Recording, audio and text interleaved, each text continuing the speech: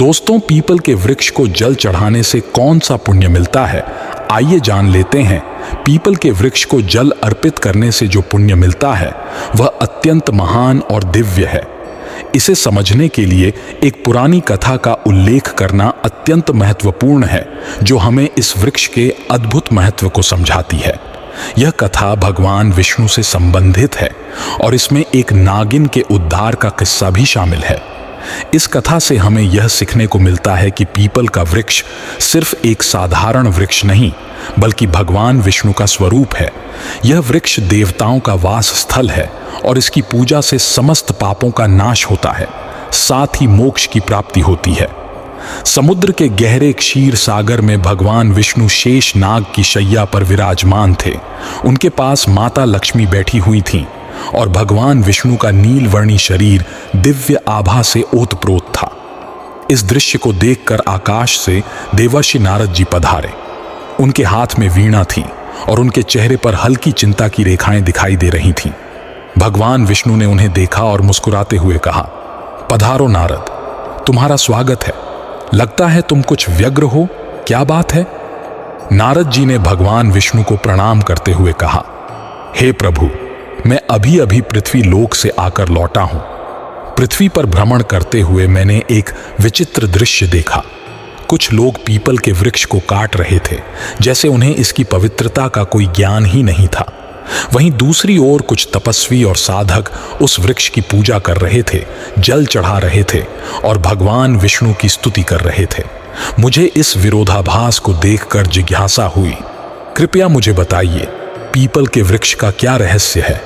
क्यों कुछ लोग इसे काट रहे हैं और कुछ लोग इसकी पूजा कर रहे हैं? भगवान विष्णु मुस्कुराते हुए बोले, नारद, तुम्हारा सवाल बहुत महत्वपूर्ण है। पीपल का वृक्ष साधारण नहीं है, यह स्वयं मेरे स्वरूप का प्रतीक है। इस वृक्ष में देवताओं का वास होता है और इसकी पूजा से मनुष्य के सभी पाप समाप्त हो जाते हैं। यही नहीं, इस वृक्ष की पूजा से मोक्ष की प्राप्ति भी होती है। मैं तुम्हें इस वृक्ष के महत्व की एक कथा सुनाता हूं, जो इस बात को और स्पष्ट करेगी। भगवान विष्णु ने एक पवित्र कथा का उल्लेख किया। उन्होंने बताया कि एक बार एक गरीब व्यक्ति था जिसका नाम हरिदास था। वह बहुत ईमानदार और परिश्रमी था, लेकिन उसकी जिंदगी बहुत कठिनाइयों से भरी हुई थी। वह जंगल से लकड़ियां काट कर बेचता और जैसे तैसे अपने परिवार का पालन पोषण करता था।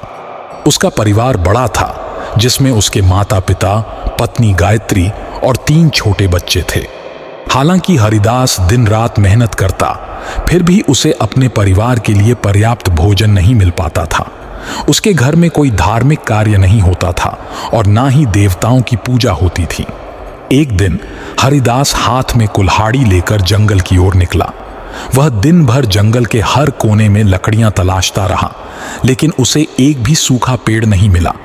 उसकी थकान बढ़ती जा रही थी और वह चिंतित था कि यदि वह लकड़ियां नहीं ले गया तो घर में चूल्हा नहीं जलेगा। उसकी हालत बहुत दयनीय थी। जंगल में एक घना भाग था, जहां सूरज की रोशनी भी नहीं पहुंच पाती थी। इसी जंगल में उसे एक विशाल वृक्ष नजर आया, जो पीपल का वृक्ष था।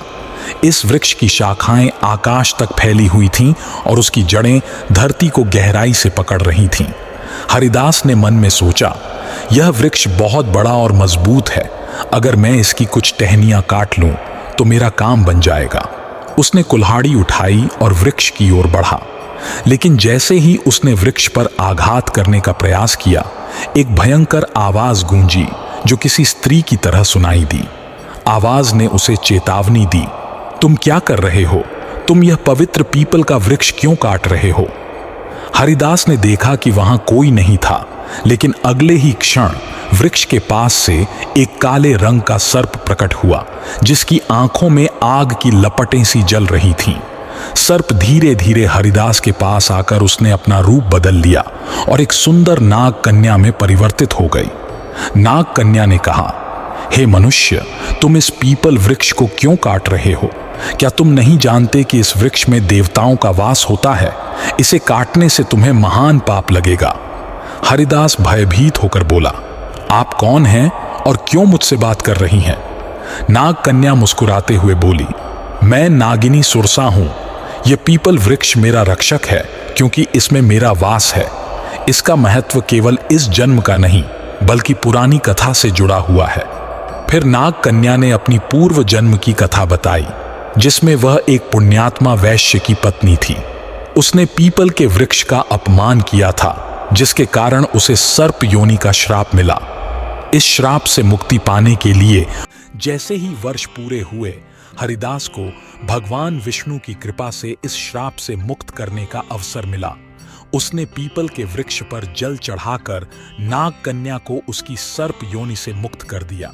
इस कथा से यह सिद्ध होता है कि पीपल का वृक्ष अत्यंत पवित्र है और इसकी पूजा से जीवन में सुख, समृद्धि और मोक्ष की प्राप्ति होती है। यह वृक्ष न केवल भगवान विष्णु का प्रतीक है बल्कि उसमें त्रिदेवों का वास भी है। इसलिए पीपल के वृक्ष की पूजा और जल अर्पित करना जीवन को पवित्र और समृद्ध बनाता है। उम्मीद है आपको यह कथा पसंद आई होगी। वीडियो को लाइक जरूर करें और कमेंट में जय श्री हरि विष्णु अवश्य लिखें। साथ ही चैनल को सब्सक्राइब करें।